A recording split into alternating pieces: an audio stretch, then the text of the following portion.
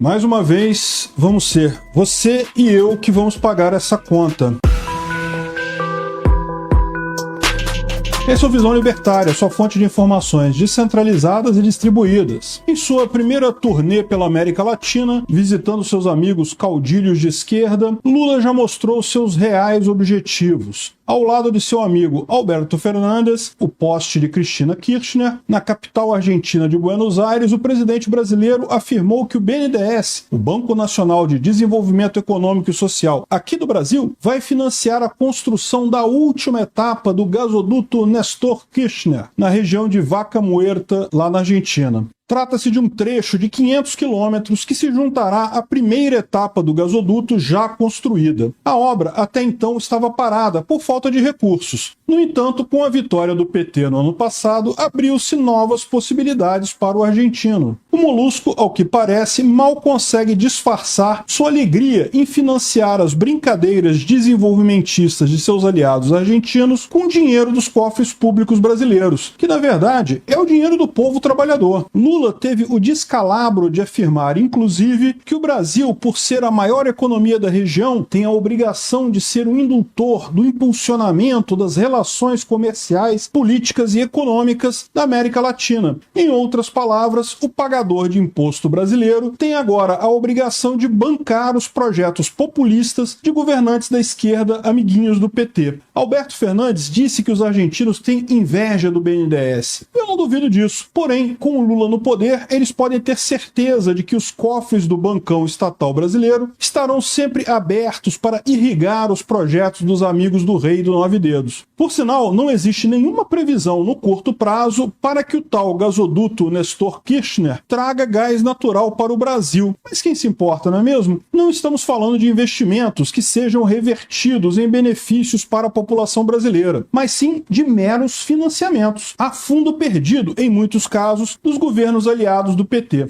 O fato é que o financiamento do gasoduto Néstor Kirchner já estava decidido na prática desde o ano passado, e quem nos confirma isso é a própria secretária de Energia da Argentina, Flávia Rollón. Ainda no final do ano passado, antes mesmo de Lula ser empossado como presidente do Brasil, a secretária afirmou que o governo argentino já havia viabilizado, junto ao BNDES, um empréstimo de nada mais, nada menos que 689 milhões, não de reais, nem de pesos argentinos, o que seria, no final das contas, uma mixaria, mas sim de dólares, um valor que supera os absurdos 3,5 bilhões de reais. Embora o BNDES, ainda sob o comando do governo Bolsonaro, então, tenha imediatamente negado as afirmações da secretária argentina, as recentes falas de Lula demonstram que a coisa já estava encaminhada antes mesmo da posse do Molusco, quiçá antes da eleição dele. Ou seja, mesmo antes de se tornar presidente do Brasil, Lula já estava dividindo o butim, quer dizer, os recursos do país, entre seus amigos latino-americanos, repetindo aquela fórmula de financiamento de governos aliados da esquerda por meio de obras públicas patrocinadas pelo BNDES, tão utilizada durante a era petista. Esse, inclusive, não é o primeiro caso de financiamento obtido pelo governo argentino junto ao BNDES.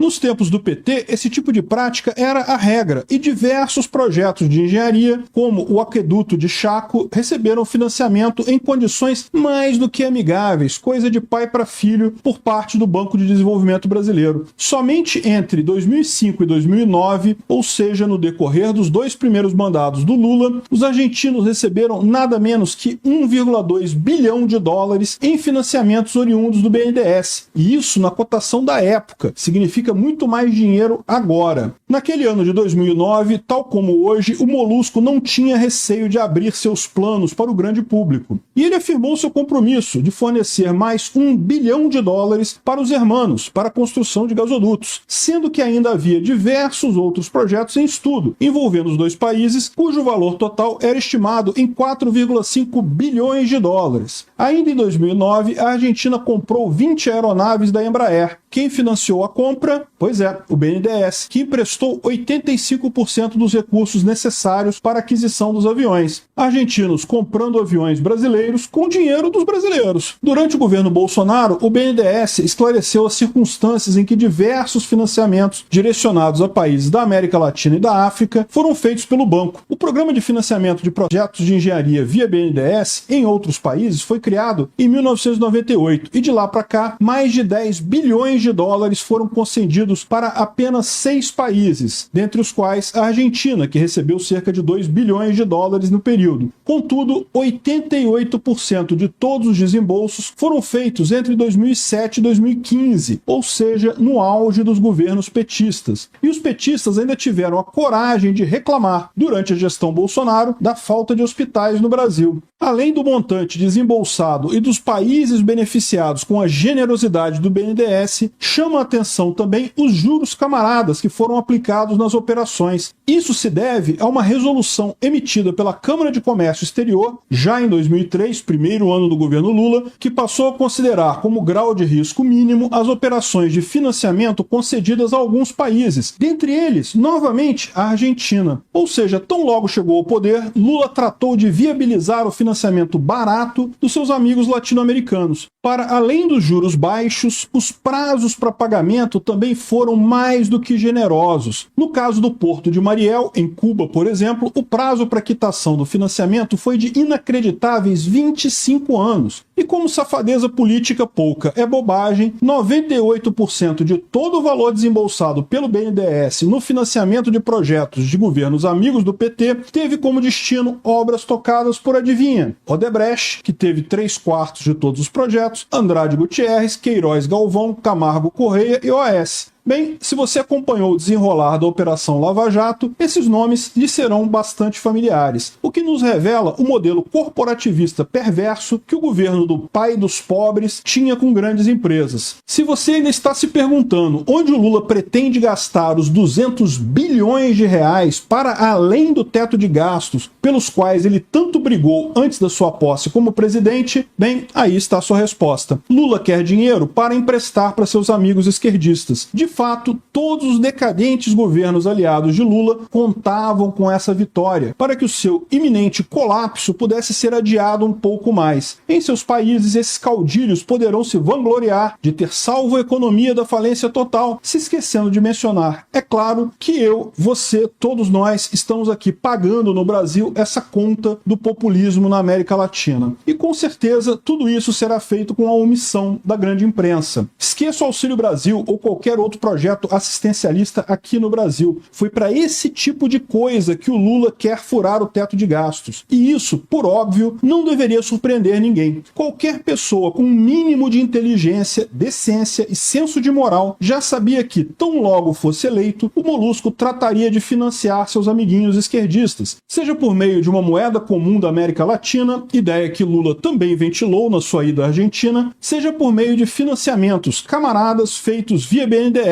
O PT de Lula voltará a patrocinar projetos esquerdistas do continente. A cúpula do PT fará o que sabe fazer de melhor, assaltar o bolso dos brasileiros para dar esse dinheiro roubado para outros políticos de esquerda e, é claro, para os empreiteiros. E com o advento da tragédia, culpar o capitalismo. O mais curioso de tudo é saber que o gasoduto Nestor Kirchner será utilizado para transporte de gás de xisto, obtido por meio da prática de fracking. Sim, aquele mesmo processo que é tratado por todos os esquerdistas ambientalistas como altamente prejudicial ao meio ambiente e cuja aplicação aqui no Brasil está suspensa por tempo indeterminado, enquanto a ministra do Meio Ambiente, Marina Silva, mentia diante de líderes mundiais afirmando que havia 120 milhões de pessoas passando fome no Brasil. O seu chefe, o presidente Lula, desenvolvia seus planos para financiar a construção de um gasoduto que transportará gases poluentes extraídos por meio de processo de fracking. Será que o nome disso é hipocrisia?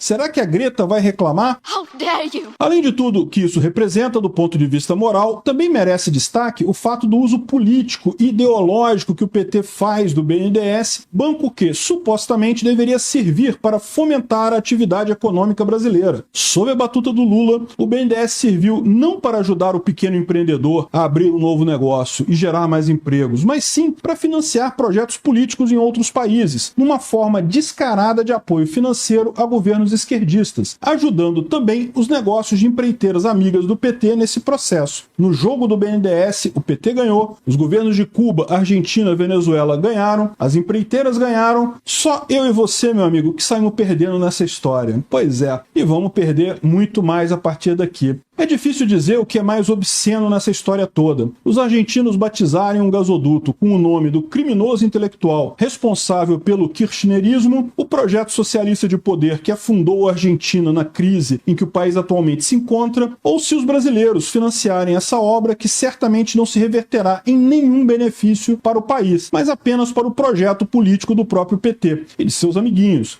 O que nunca foi difícil, porém, foi prever o que Lula faria ao chegar ao poder novamente: tomar o dinheiro do povo brasileiro para entregá-lo, sem pudores, a seus amigos esquerdistas. E tudo isso com o apoio e consentimento do Beautiful People, progressista aqui do Brasil, que tentam monopolizar as pautas da assistência social aos mais pobres. E assim, o Brasil volta a ser tratado como sempre foi por Lula e sua gente, como a vaca leiteira do projeto socialista latino-americano. E caminhamos mais uma vez para mais uma década perdida. Como bem nos lembra o economista francês Frédéric Bastiat, o Estado é a grande ficção da qual todo mundo se esforça para viver às custas de todo mundo. Obrigado por sua audiência. Esse artigo foi sugerido e escrito por Quintessência, revisado por historiador libertário e narrado por mim, Peter Turgoniev. Se você gostou desse vídeo, clique no ícone de curtir abaixo e compartilhe o vídeo na sua rede social. Se você deseja ser notificado de outros vídeos, clique em se inscrever logo abaixo e depois no ícone da campainha. Até a próxima!